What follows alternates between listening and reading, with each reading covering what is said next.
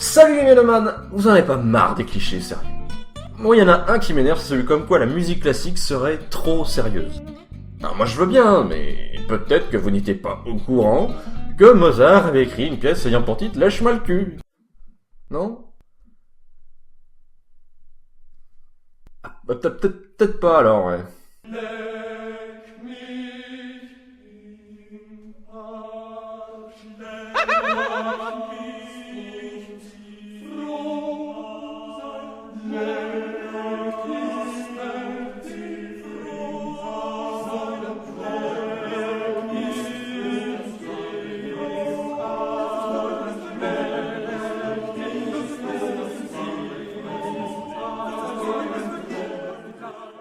Alors oui, hein.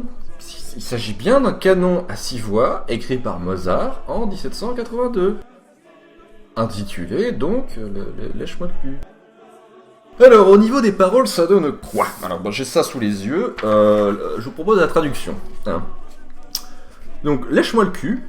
Bon, alors jusque là on reste dans la thématique de tout ce qui est fessier, hein, n'est-ce pas? Soyons joyeux. Alors c'est vrai, quitte à se bouffer le cul, autant y prendre un peu de plaisir, hein, je dis pas non.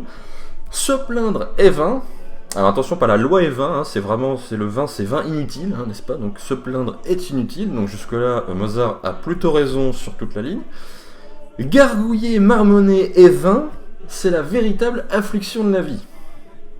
Alors, affliction, si tu sais pas ce que ça veut dire, achète-toi un dico. Hein. Gargouiller, marmonner et vin, hein, parce que prendre une goutte de vin, ça suffit pas. Soyons joyeux, gai, joyeux.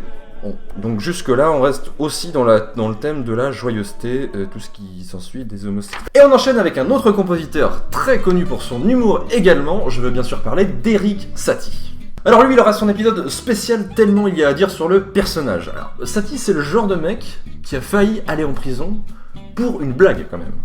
C'est quand même pas mal.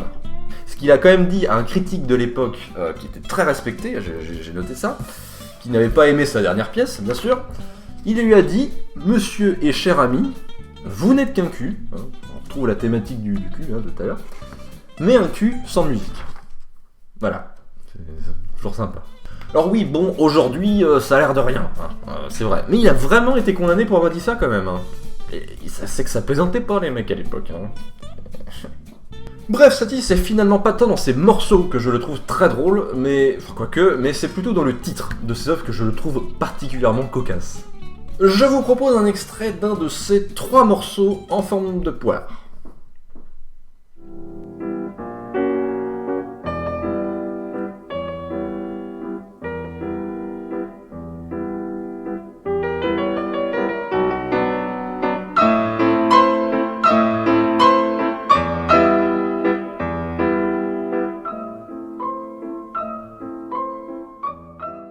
Et pour finir, on va aller du côté des parodies. Et l'exemple que j'ai choisi, c'est celui de Bartók parodiant la 7ème symphonie de Shostakovich dans son concerto pour orchestre. Mais avant d'écouter la parodie, il faut connaître l'original. Donc je vous propose le thème de la 7ème symphonie de Shostakovich. Ne me remerciez pas.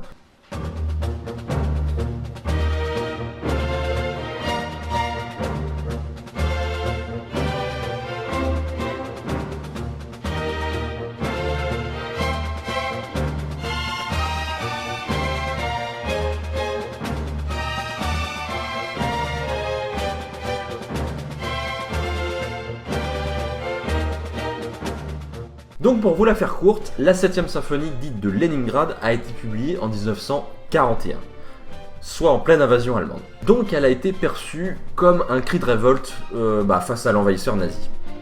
Ce qui fait qu'elle a été massivement diffusée sur toutes les antennes alliées. Donc la radio aussi. Et maintenant je vous propose d'écouter donc la parodie de Bartók dans son concerto pour orchestre.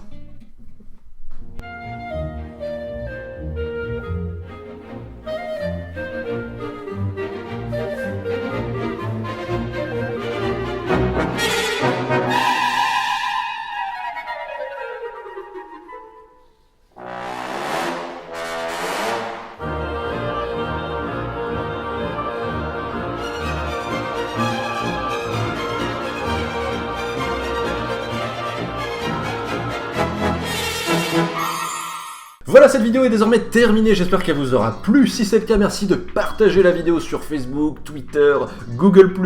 N'hésitez pas non plus à vous abonner à la chaîne, je sens que vous hésitez, hein. Et c'est pas bon d'hésiter, faut pas hésiter. Si vous avez pas envie de vous abonner, bah vous abonnez pas. Si vous avez envie de vous abonner, abonnez-vous. Bah ouais, faut pas hésiter. Bref, je vous dis à la prochaine pour un nouveau Intermezzo. D'ici là, portez-vous bien mes petits mélomanes. Ciao.